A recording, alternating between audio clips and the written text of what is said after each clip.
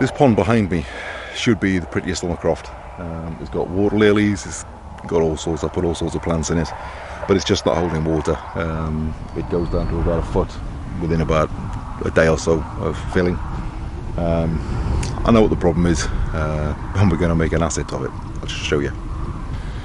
So you can see there, just to the right of that log, there's a dark patch that looks like little holes.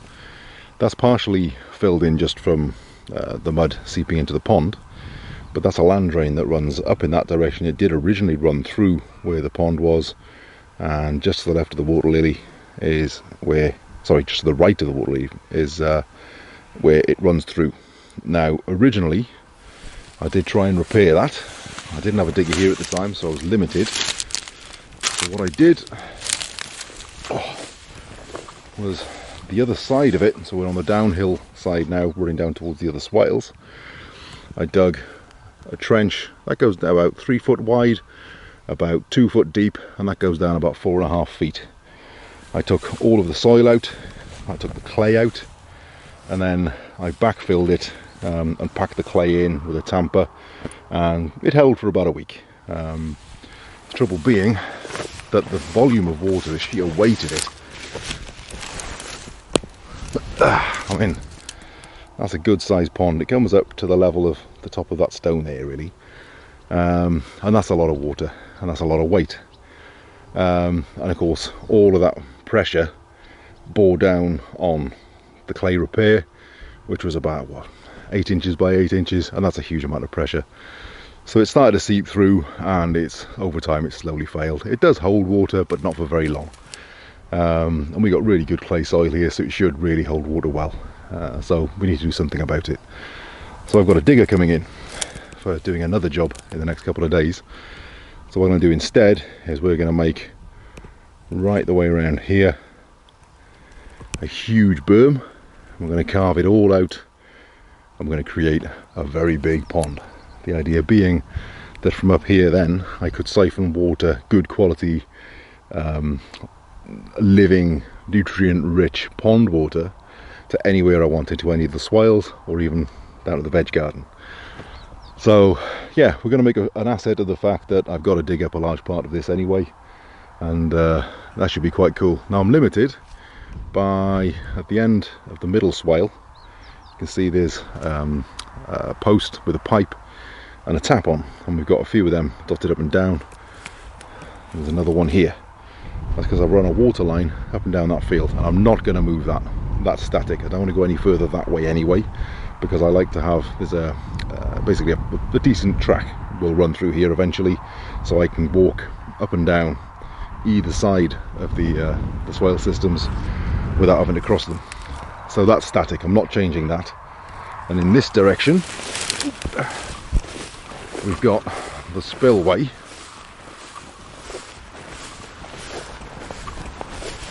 for this top swale system. So right, so when it's all full, this is the level sill spillway, and it sheets off in that direction. So obviously I can't put the pond berm because it's around here, because obviously then I haven't got a spillway for this swale, so it needs to be to the side of that. So it's going to be an odd shaped pond, but it should be quite interesting. Now, because the land slopes in that direction, it's going to have to be built up on the lower edge to make it up. Topsoil isn't going to hold water, of course, but a foot down is solid clay. So what I'm going to do is I'm going to strip all the topsoil away, mount it on the uphill side, so pretty much level with this berm. I'm going to dig a solid trench through the clay that basically follows the contour of the edge of the berm that I need, and then we'll start backfilling and packing the clay and building it up, and we'll scrape more clay from the center in here, mound it up to the edge, run the digger over it, mound more, run the dig over it, and layer it up in sections until it's higher significantly, probably about a foot or so, to give us plenty of freeboard, so it'll be higher than the level of this spillway, because this spillway will set the height for this entire pond system. It's going to be a good size. A quick how-to about pond construction.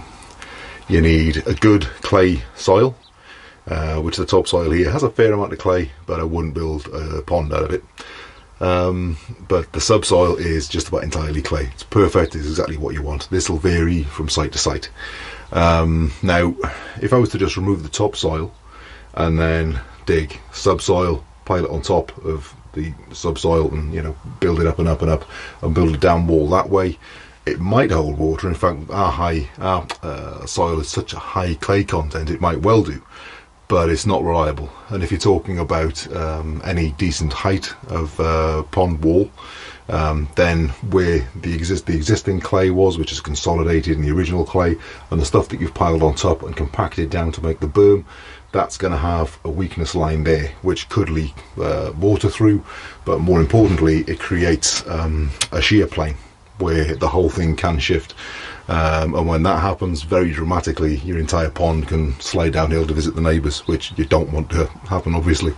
So what you do instead is, when you clear down to the base level of where the topsoil becomes subsoil, you then dig a trench for the entire length of the berm, that's as wide as the bit of kit that you're going to use to compact it, to act like a keyway, it's called, which is basically a trench into the existing subsoil. And then when you pack that and start packing it down and compacting it and pressing it and building the layers up a little bit at a time, 6 inches to a foot, the keyway and the dam wall, the berm wall that's above it, is one consolidated homogeneous layer of clay that's more or less identical material. So that anchors the entire earthwork in place. It can't slide downhill, and it gives you a really good strong pond wall, a good berm wall that will hold water better. It just makes what you're about to see with the construction a lot easier, because I was doing the filming pretty much on the fly as I was jumping in and out of the digger, so it's a few times I missed bits and bobs of the explanations, so I'm just placing this bit in here. So I'm 3 hours in so far. See, I've dug that, that's about 2 meters wide down to subsoil all the way around. There's the original pond there. So the next step is to, from where I'm parked there, is to drag the next step up into a big mound in the centre to access the subsoil, so I can dig in the keyway all the way around, and I can access, at that point I'll expose the land drain, and then I can start packing subsoil, wetting it slightly, rolling it backwards and forwards with the digger, compacting it down and building it up and up until where the berm is, where I've stripped the topsoil, that's going to be the outer skin of the berm for this pond. It's basically like an old dam wall,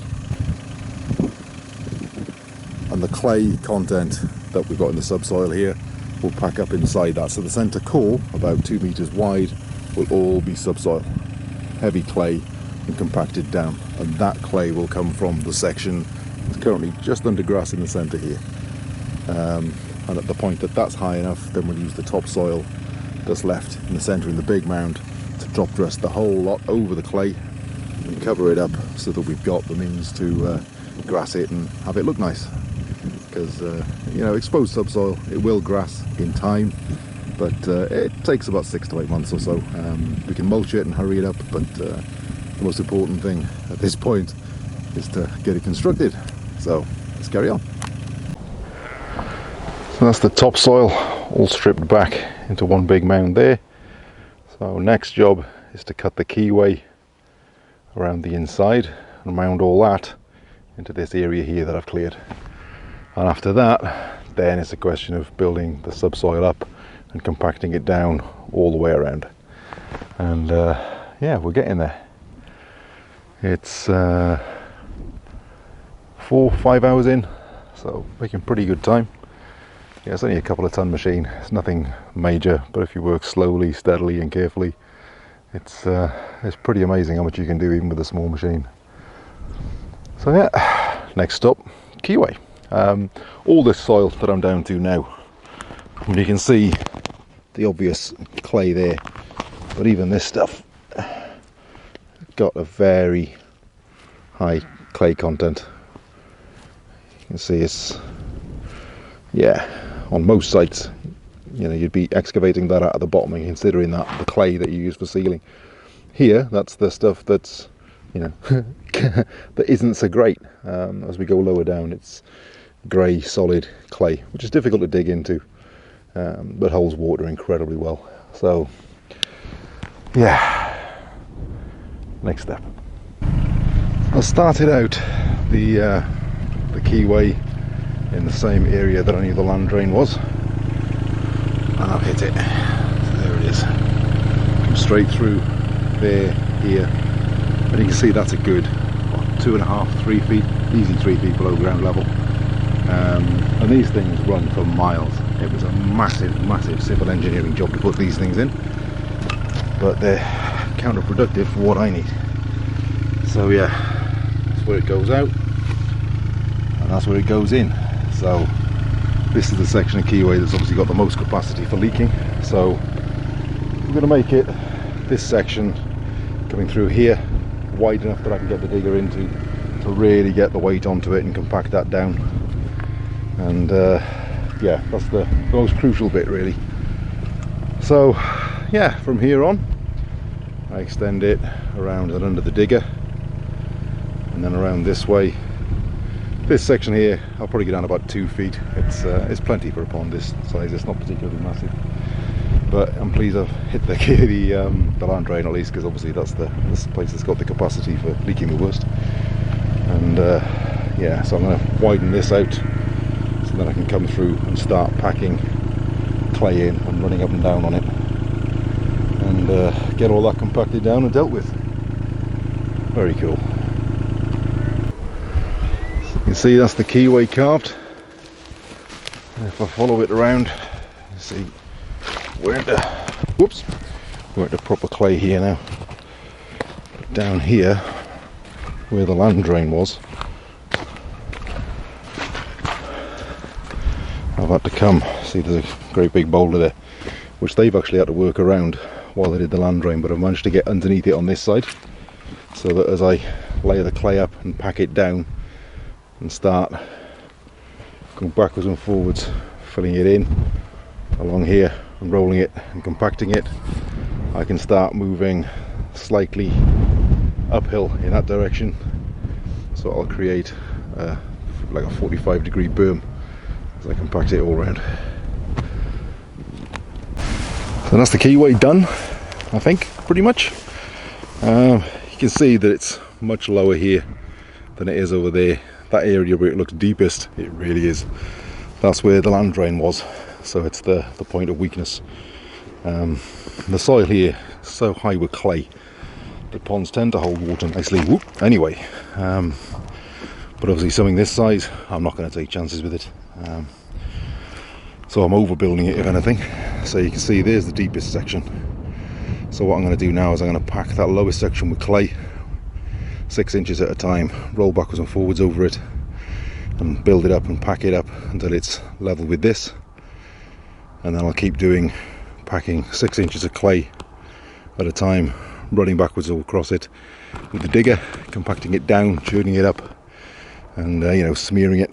And then the center section that I can't necessarily get onto, where it's quite tight with the tracks right in the center between them, I'm going to pound that down with the bucket, and we'll work our way backwards and forwards until we've gone through all this material here, has gone back into it, and we started building it, stepping up against this berm here.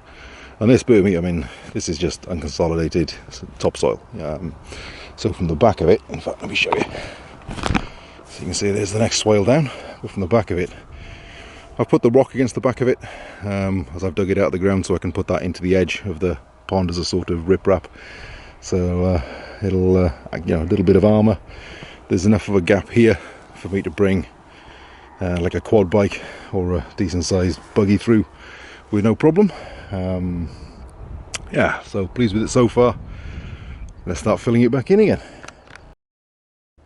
It is pretty windy today, so I'm hoping that the camera won't pick up too much of it, but you can see where it's been packed in. That's come up a good 2-3 feet from the bottom of the keyway, So now we've got a little bit of rain overnight, so that's quite good, not too much. So that'll have started to wet this all down a little bit. But you can see where it's been packed all around. I need to do more on this side, just because I haven't really got around to this side yet. But yeah, you can see how that's being back down to create that solid compacted clay berm. And yeah, you can see the depth in the centre there is pretty substantial. That's gone down a good 5 feet. So by the time I'm finished, we should be about 9 foot at the deepest section. At one point, which is, where are we here? Here is a very large rock. So I'm probably going to leave that be and just dig around it. Yep, so today it's just more of the same. Pack and roll, and raise it up. It's only got to come up a couple of feet from where it is, and then I could be a little bit more relaxed about the packing, because it'll just be, you know, the top cap above the freeboard that'll be above the water line.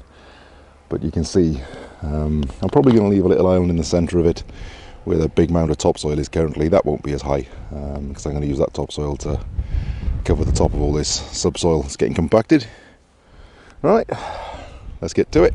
It's been raining off and on for a couple of days, so I haven't done much filming, but here's a quick update. You can see this is the berm I'm standing on here, and it's been compacted up until I'm about good 8 feet above the base, and now I'm just using all the topsoil and running it out and compacting it all the way around. That's been compacted on that area, and then it's had more just put on top to give it a nice rounded profile. There's the big berm at the back. That little cut there is where the water will come in from the other pond.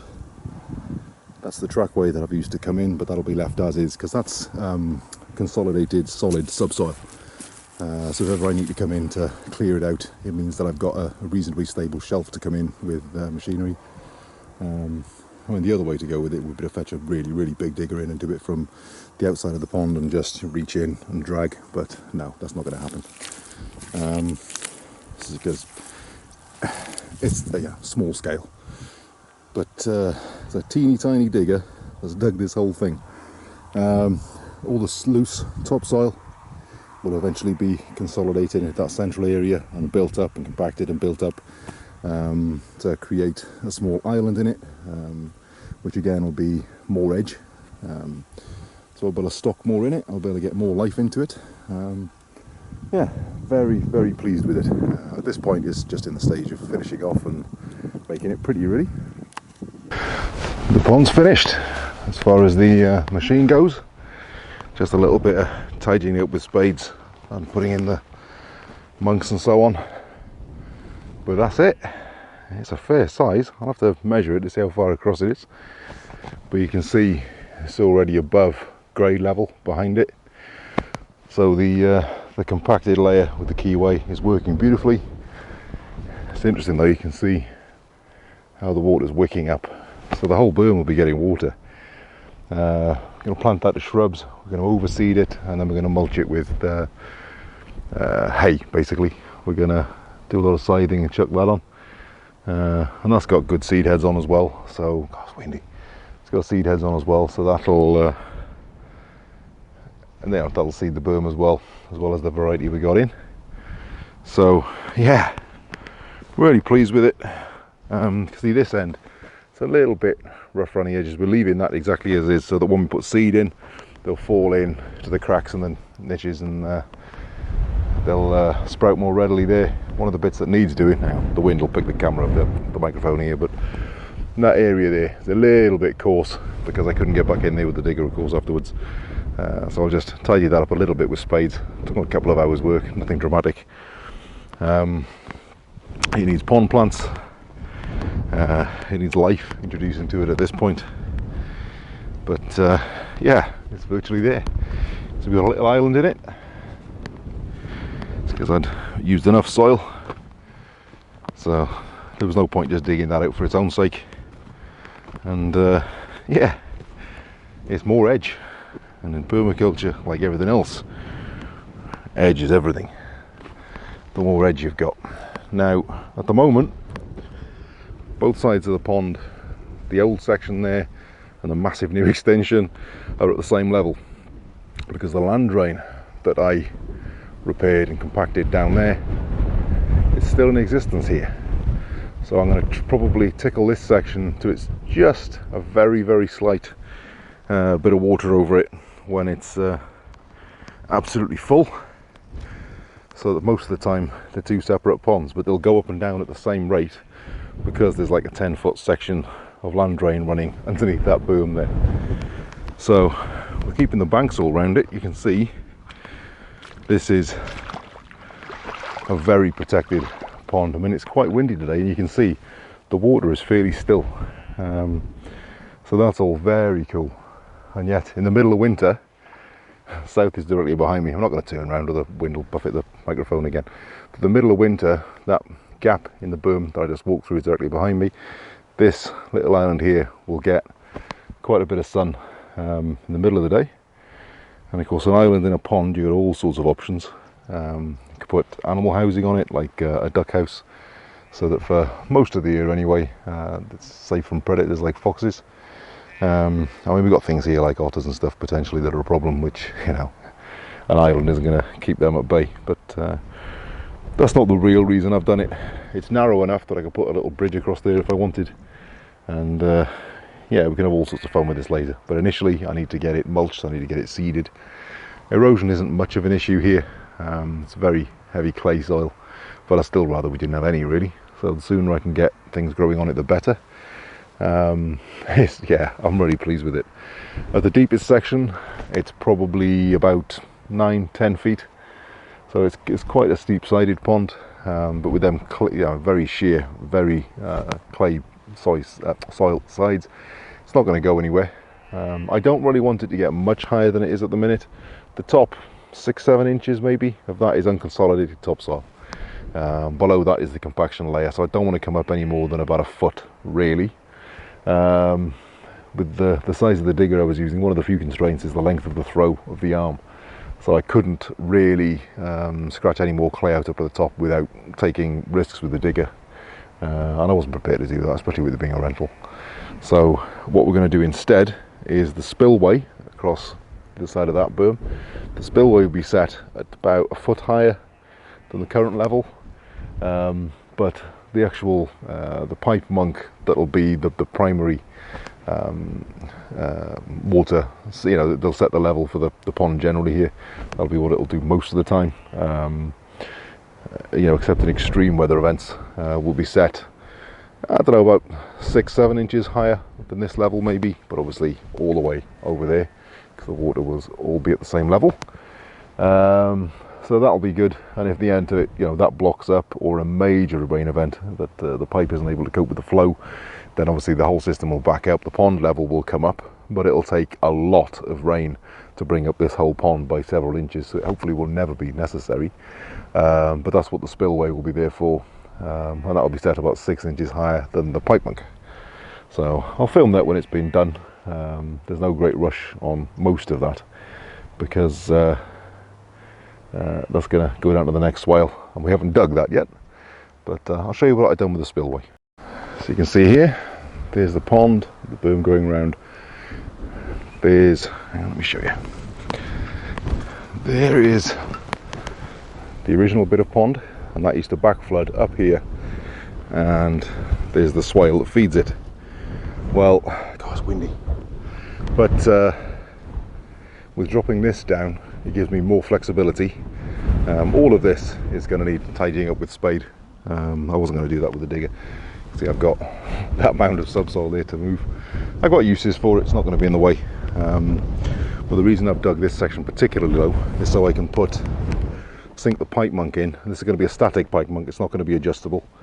To take water out of that pond, we're going to have a siphon set up, because we're only going to do it in summer anyway. There's no point having anything fancy for it.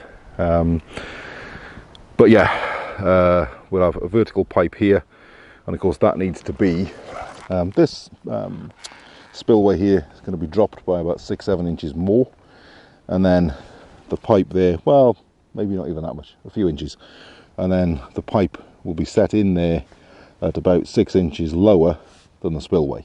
Well, they set the height for the primary height set for the entire pond, which is a big system.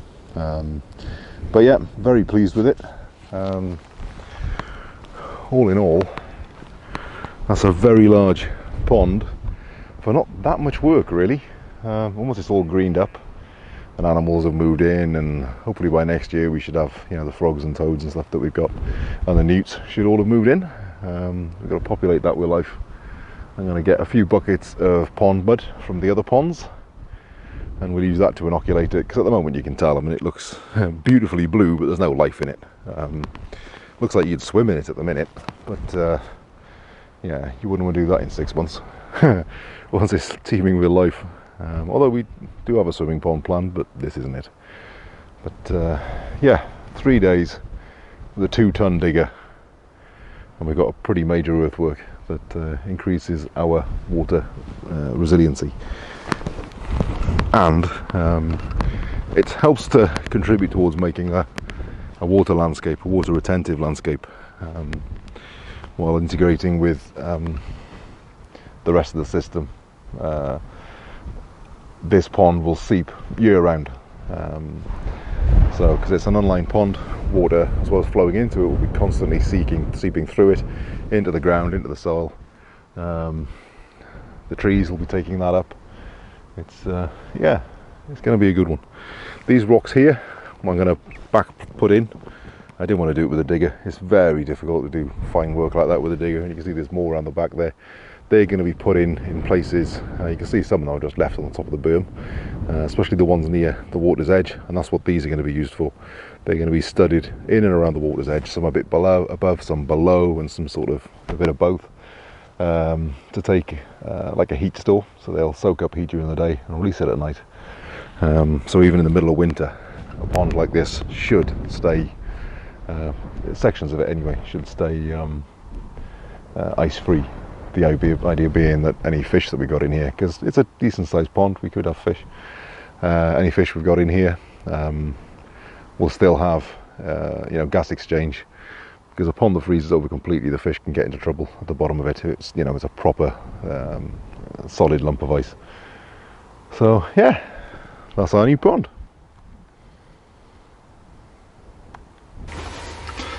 So that's our latest pond. Took a little bit longer than I anticipated. That took a total of 3 days and used about 55 litres of red diesel. So because we managed to rent a reasonably cheap digger, for us that's come out at about £300, which is a very inexpensive price for a pretty substantial earthwork. Monk still needs fitting to it correctly. I've got something just so it won't flood, it won't break the berm, but I need to put the next swale in, which we're going to put in by hand sometime over the next month, and that then will get, that monk will get tied into feeding the next swale down, and the idea being that all of the earthworks will eventually be completely integrated with monks, so I can adjust and set the levels in any part of it all the way down through the chain, from the top of the croft right to the bottom. So obviously building a pond on this sort of size, and it's a big pond compared to a garden pond. It's a reasonable sized pond for a croft pond or a small holding pond, but you know, farm ponds are generally much bigger than this. I would like one more pond that's going to be significantly bigger, but that's going to have to wait. You need to be confident to take on a job like this. I wouldn't recommend it unless you're confident with a digger. You know, you need to know your way around it and have a certain amount of experience, so that you're comfortable running it, especially if you're trying to do it against the clock. And you need to be sure of your clay content, and be fairly confident that it'll hold water. If you're in any doubt at all, I highly suggest you get a professional in, because yeah, it's very easy to run into difficulties, especially when you're talking about, you know, levels with water. It's very easy to get it wrong, and unless you're absolutely confident that you've got your soil compaction just right, you are driving a digger backwards and forwards in something that's maybe half as wide again as the digger, with like a 10-15 foot drop to one side of you. that isn't something to be doing unless you've got absolute faith in that berm being rock solid, which of course we are here because of the quantity of the clay that we've got in the soil. But yeah, it is something. This isn't strictly speaking a how-to. I wouldn't recommend that you watch this video and then went out and dug a pond on this sort of scale anyway. Start off with smaller ones, build your confidence, build your experience, and more importantly, read, watch, learn, consider doing a course even. It's not something to be played with unless you know what you're doing with it, basically. But it just goes to show that with a bit of experience and a bit of practice and a lot of reading, you can build a fairly substantial earthwork without a massive amount of drama for very little money.